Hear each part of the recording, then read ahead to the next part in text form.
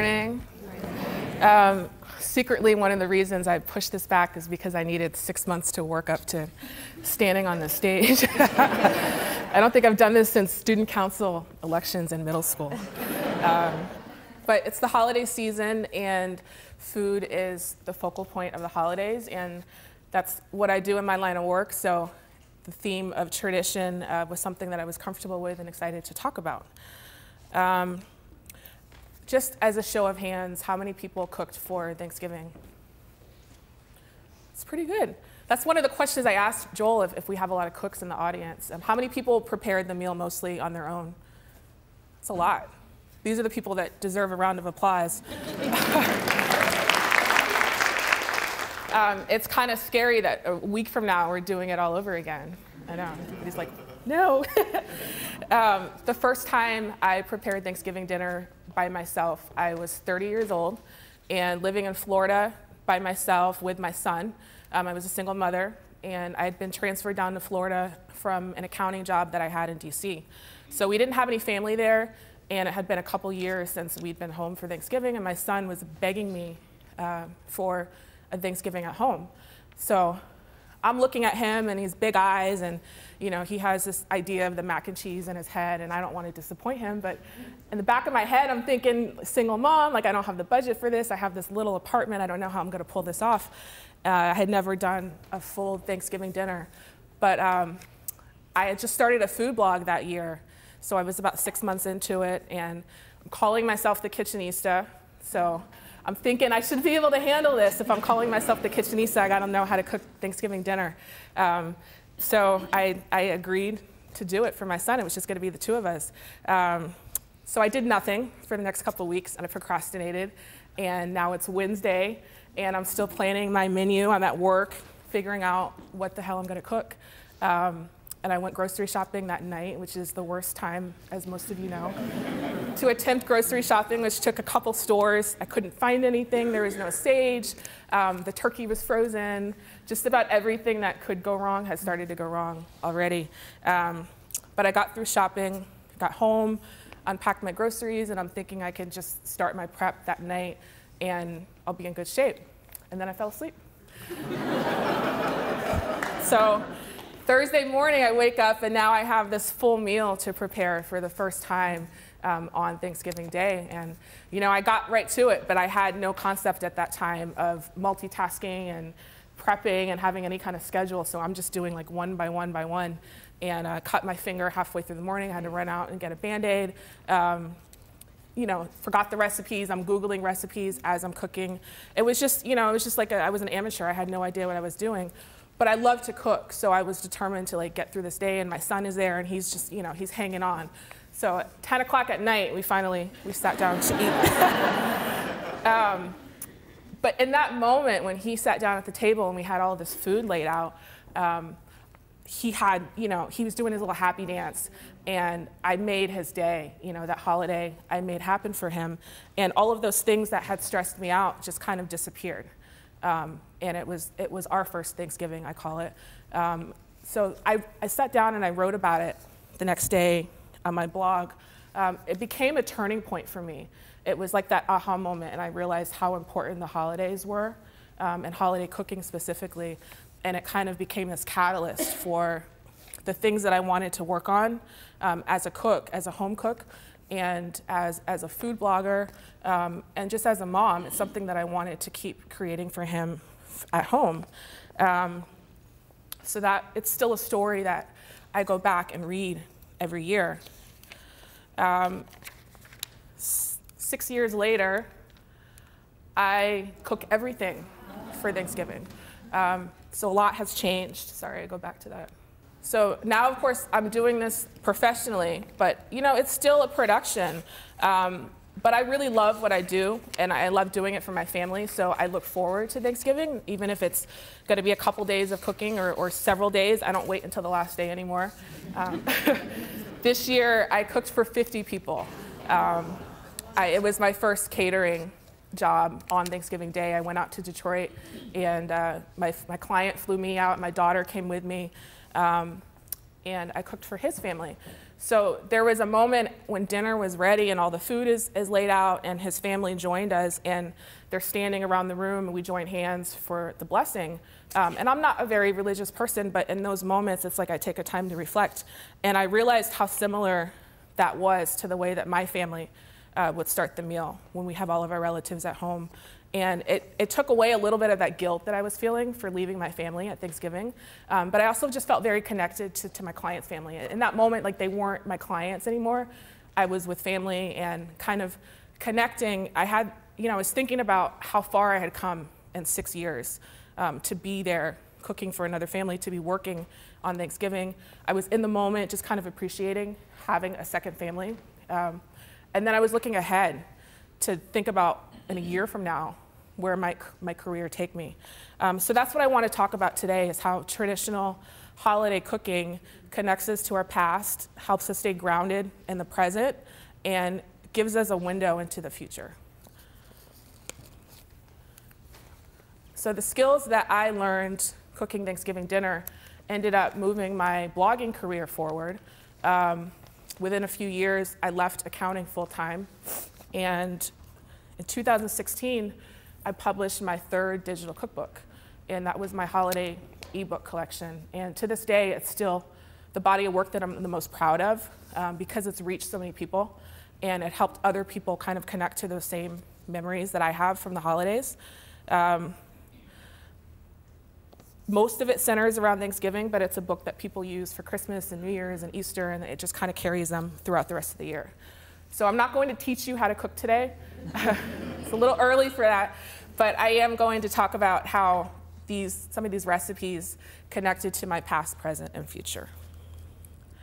So for many of us, next week is kind of like round 2 for Thanksgiving, and I think it's a good time to think about how these holiday meals kind of resonate in our own family, whether you have family or friends, whoever you get together with.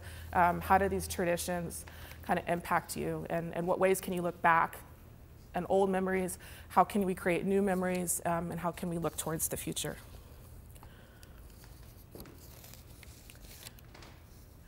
This is a quote from Like Water for Chocolate. It was very pleasant to savor its aroma, for smells have the power to evoke the past, bringing back sounds and even other smells that have no match in the present. In the movie, the main character was making sausage rolls, which was a ritual in her Mexican family. And she was connecting like the smell of the sausage and the smoke, and it took her back to this point in her past where she even felt like maybe she was too young to be able to remember this. It was just kind of ingrained in her brain from birth. She remembered the smell. Food is a sensory experience. Cooking is a sensory experience. And those memories can be very vivid depending on what you're connecting to. One of the first things that I encourage people to do with Thanksgiving prep are the herbs, chopping the herbs, the parsley and the sage and the rosemary and the thyme. And when those smells kind of hit your kitchen, for me, that's when it starts to start reminding me of Thanksgiving. These are the poultry herbs. In the same way, the spices that I use and the citrus, the lemon, and the orange, I intentionally use these flavors that are very traditional.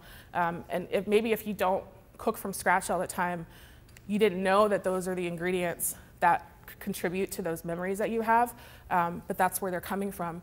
Bell seasoning is a poultry seasoning that my grandmother always used. In New England, it was just kind of like this classic Thanksgiving seasoning. You see it out nowadays in the grocery stores. So it's another memory that kind of connects me to my family. So when I start the dressing, in the pan is the onions and the garlic and the celery. When those smells hit the air along with the herbs, like for me, it's that moment where Thanksgiving starts. It's that specific smell. And even though I don't really remember cooking with my grandmother, my mom's mom in Massachusetts, it's that smell. I feel like I'm in her kitchen, and it smells like her kitchen. It's a very powerful memory for me because she passed away. And this is not her dressing, but I learned to use some of those ingredients to come up with something of my own that kind of reminds me of my family. The cranberry sauce is kind of like that one thing that everybody puts out for Thanksgiving, whether it's like the canned jelly or the real thing. There's a little bit of history that I learned with cranberry sauce. Cranberries are one of the few fruits that are native to North America, but it also had something to do with my family's heritage. So my mother is from Massachusetts. Her family is Cape Verdean. So the Cape Verdean Islands are off the west coast of Africa. And during the Atlantic slave trade, it was colonized by Portugal. So the Cape Verdeans migrated to North America as part of the whaling industry, in the 19th century. And many of them settled in New England. So when the whaling industry died down, the farmers turned to the cranberry bogs as a source of work.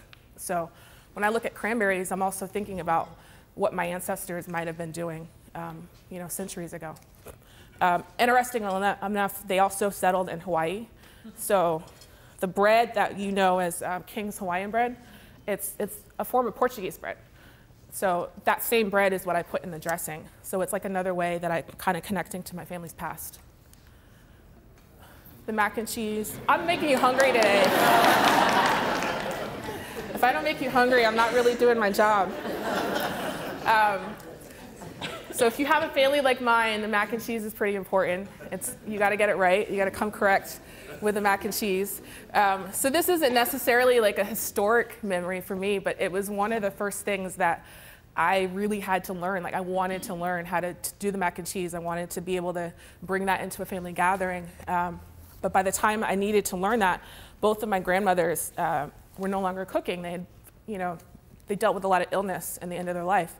So I learned from Patti LaBelle's recipe first. A lot of you probably know that. It's a custard-style mac and cheese. And when I became a food blogger, I started learning more techniques, and I learned how to make a bechamel sauce.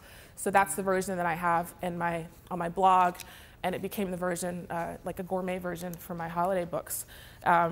So it's still one of those things that I probably make 30 to 40 mac and cheeses all year. I can do it in my sleep at this point. But every time I make it, I'm just kind of reminded of like all the work that I did to do that blog post originally, the classic mac and cheese, which is still, it's the #1 recipe on my blog. I get traffic probably 15 times heavier at Thanksgiving, and most of it goes to that mac and cheese recipe. So it's one of those things where I'm always looking back in the past and remembering like how I learned all those steps. And it was really important to me in my blog and in my books to kind of anticipate the kind of questions that a cook might have if they've never made it. Like why do I start the roux this way, and why do I need whole milk, and why do I have to shred the cheese by hand? And I have answers to all of those questions, and it kind of shaped the way that I would communicate to people that are learning how to cook. Sweet potato pie. It's another one that I took a long time to develop because it was really near to my heart. My grandmother on my dad's side, when I was little, she always brought out 2 sweet potato pies every time we visited. They were out on the counter. It wasn't just for Thanksgiving or Christmas. It was like every time I visited, she'd have these 2 pies, and they were just for me. So she passed away a few years before I started the Kitchenista Diaries, and it was a recipe I was almost afraid to try to work on because I knew it wasn't going to be her pie. Nobody had her recipe. It wasn't anything that anybody wrote down. But I remember texting my cousins, like we were just trying to guess the spices that my grandmother maybe would have included. And it's definitely not her recipe. I'm sure it's 10 times more complicated than anything she ever needed to put together. But that's just how grandmothers were. But when I have a bite of the pie, it just sends me back to that moment of walking in the house and seeing those 2 pies that she would set out. Those are my daughter's hands. And I know she's the kind of little girl that my grandmother would have loved to feed. And she likes sweet potato pie the same as me. It's our favorite. This is rice and beans. Almost every culture has some form of rice and beans. For Cape Verdeans, ours is called jagacita. We call it jag for short. And it would have originally been made with long grain rice and kidney beans or lima beans, depending on what they had available. If you were fortunate enough to have meat, it would have been some kind of pork. So nowadays we use linguiça, which is a Portuguese cured sausage. So moving out of Thanksgiving and into Christmas, we do this every Christmas Eve. And JAG is something we put out at every holiday gathering, but also just regular family gatherings throughout the year. It's something that we always have. My sister married a man from Nigeria, so when he came into our family, I learned how to make jollof rice, which is, equally important to Nigerian culture. So now when he comes for Thanksgiving or for Christmas, he gets to experience the traditional American holiday, but I always make sure to include something from his culture too, because sometimes food is not about a personal thing, it's creating that memory for somebody else. So he's looking back at his past and connecting those memories on his end with his culture.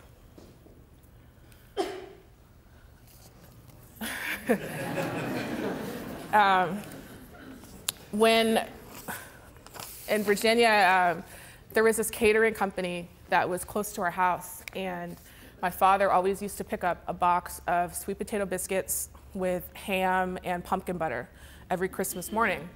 The catering company is no longer there, but I learned how to make sweet potato biscuits, so it was one of those things that I was able to kind of fill in that gap for him.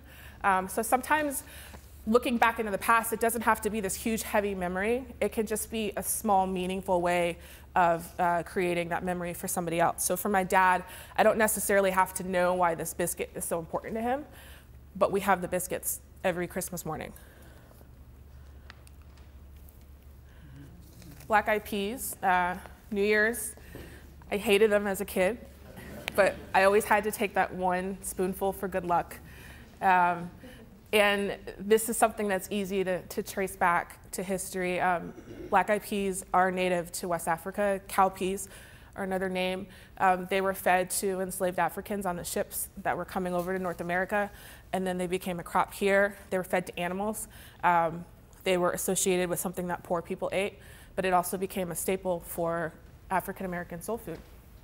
There's a lot of reasons why people say that they're for good luck all over the world, not just for soul food, even dating back to North Africa, like ancient Jewish celebrations, they ate black eyed peas as a symbol of good luck. Collard greens.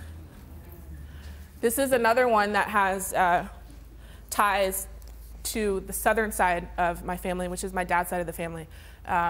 So collard greens is also something that we would prepare for Thanksgiving, but definitely for New Year's. It's one of the crops that enslaved Africans were allowed to garden, so it was a vegetable that we were allowed to eat. And if we had meat, it was scraps, like ham hocks, which is what you see here, or neck bones. Nowadays, people might use smoked turkey or make some vegetarian version, but we cooked them pretty much the same way that they would have always been cooked, stewed in a pot just like this. And they're eaten for New Year's. We say that the greens symbolize money. So it's one of those, it's like the trifecta is black eyed peas, greens, and cornbread, with the cornbread symbolizing gold or wealth. So those are some of the ways that I look back in the past when I'm eating holiday meals, when I'm cooking holiday meals.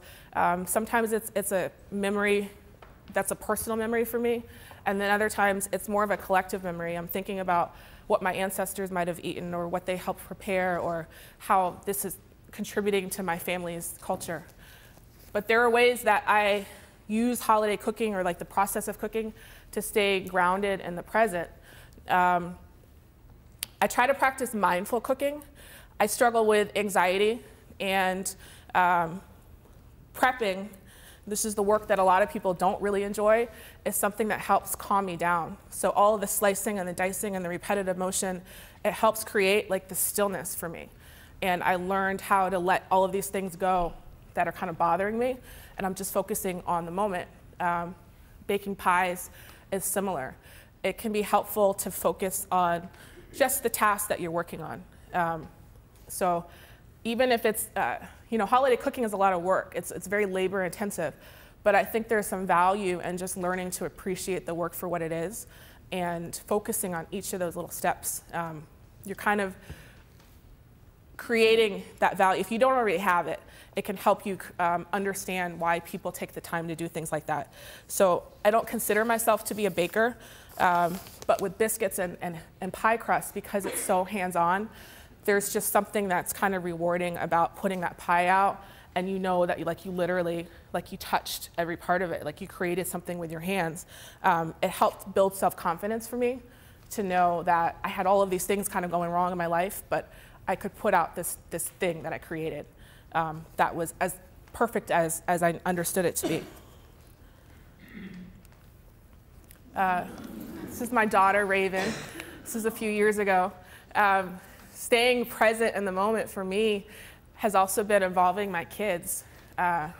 It's a good time to kind of revisit the holidays through their eyes because they're seeing these things for the first time. And we tend to get weighed down by the stress.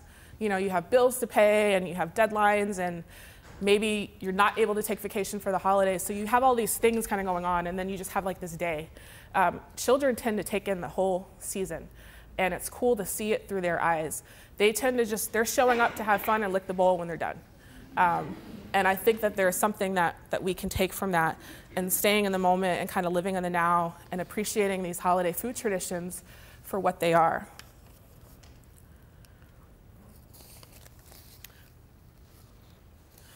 This is a quote from Michael Pollan. He was the author of Cooked, which is also a documentary on Netflix. The shared meal is no small thing. It's a foundation of family life, the place where our children learn the art of conversation and acquire the habits of civilization, sharing, listening, taking turns, navigating differences, arguing without offending. So food traditions can contribute to creating like these healthy, happy family memories. Maybe if your family wasn't the best place for you, it's creating a new family with a set of friends. Whoever you're sitting down at the table with, it's just the act of sitting at the table that can be important. For children especially, they say it establishes a sense of stability and emotional well-being. We used to sit together every night for dinner as a family when I grew up. This was before cell phones because I'm old, so we were forced to talk to each other. It's not something that everybody does anymore, but it's one of those things that I like to encourage people to get back to sitting at the table. So for holidays, that might be the one time that your family is back at the table with each other, for better or worse, you know, everybody's there. So a lot of us throughout the year, we're getting by on fast food and prepared meals. We have long commutes. It's hard to kind of get back to slowing down and taking time to create like a real meal from scratch and sitting down at the table. But a lot of families manage to do that, and I think that's a really important time that we can take and look at how holiday traditions are kind of keeping us grounded in the present and appreciating that time with whoever we choose to spend it with. I chose this picture because it's 3 generations of my family that were here this day, and my son is there. He hides from pictures, but he's there in the back, and it's my father and his cousins and my uncle. It wasn't a holiday meal. I prepared, I think, roasted pork belly and grits and collard greens that day, but it was a meal that my grandfather, my dad's dad, would have prepared. I think he would have been really proud of me that I learned how to prepare the kind of food that they would have served. His family was from North Carolina, so between Virginia and North Carolina, that's where a lot of the dishes that I grew up eating from the South originated.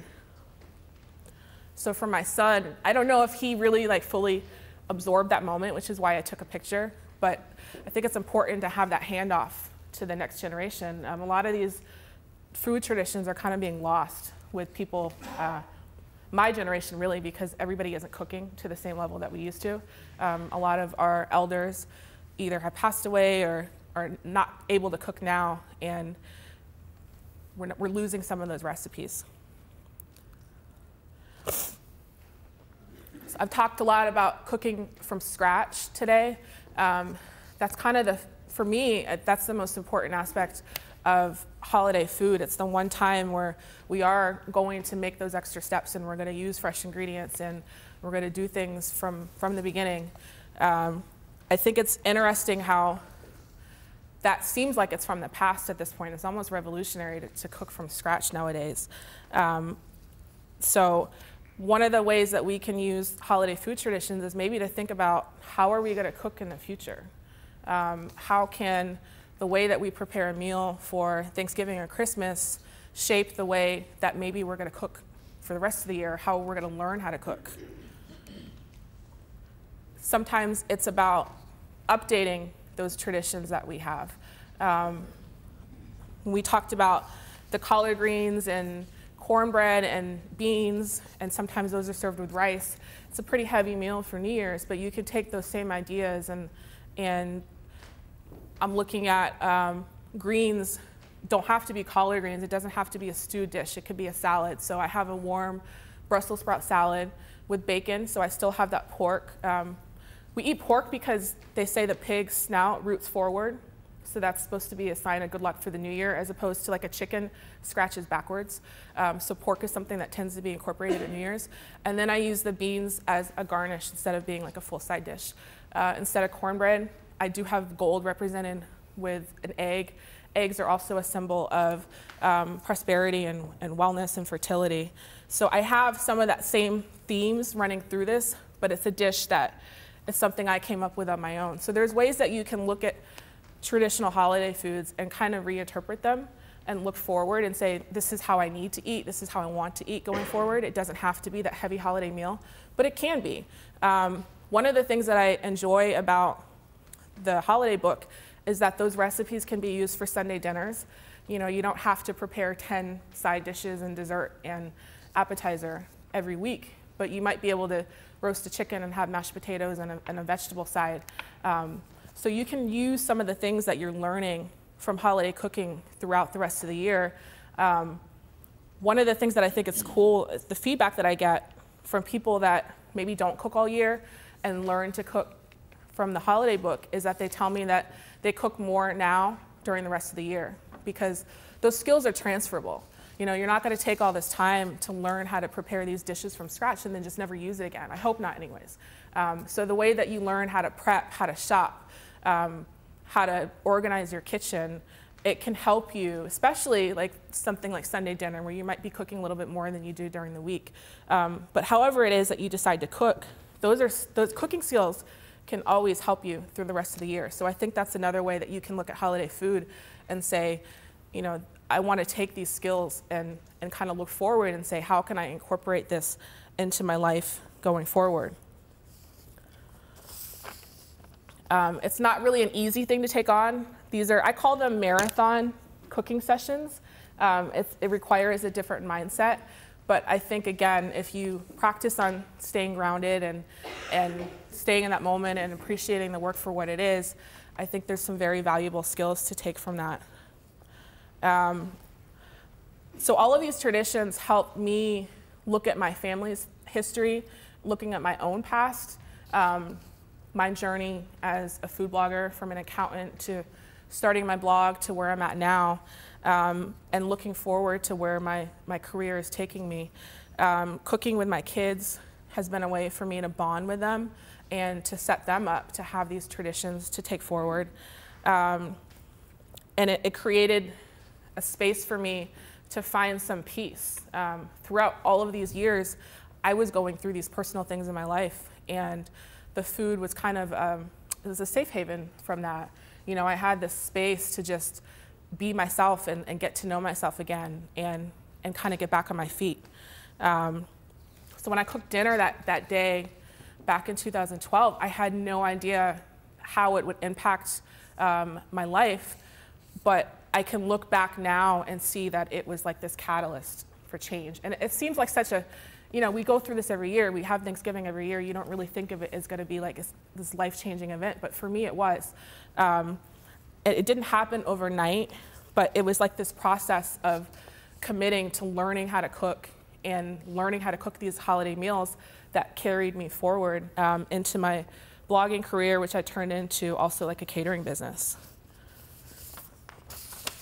So I believe every dish tells a story, and as a food blogger, that's what I enjoy doing.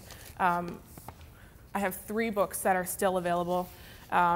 Digital cookbooks. So a little bit of homework for you after listening today is to go forward with whether you celebrate the holidays coming up or maybe this can be like a Sunday dinner project, is just to think about the ways that the holiday food traditions do impact you. You know, how does it connect you to your past, to your family's heritage, to your culture?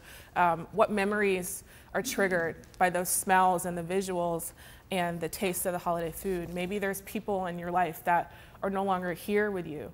How can you connect and feel like they're part of those traditions even though they're not physically with us. Maybe you already know the answer to that. Maybe this is something that you already practice. So at the dinner table, in which I hope that you're gathering in some way, talk about it. You know, talk to the people at your table about what you're eating. Maybe the person that prepared that dish, ask them why it was so important to their family or to your family. What meaning it has to them. I think that's always a good way to start a conversation. It doesn't just have to be about sports and, God forbid, politics. Just talk about the food, like understand what these things mean to the people that you're celebrating with, especially the children. I think it's a good way to help them understand why this is so important to carry on. It's one of the things that I didn't really even understand when I started cooking was how much it meant to my family that I'm the one that continues to carry out these traditions. And if you are the one that cooks, please write the recipes down. Make sure you're sharing it with people and continuing to pass these on to your family. So that's all I have today. Thank you for having me. Joel will tweet out the links to my ebooks. And if you do come up with any of these memories, I'd love to hear from you on Twitter. I have a thread that started at the top of my page asking how the holidays are important and how these food traditions have impacted your lives. So thank you.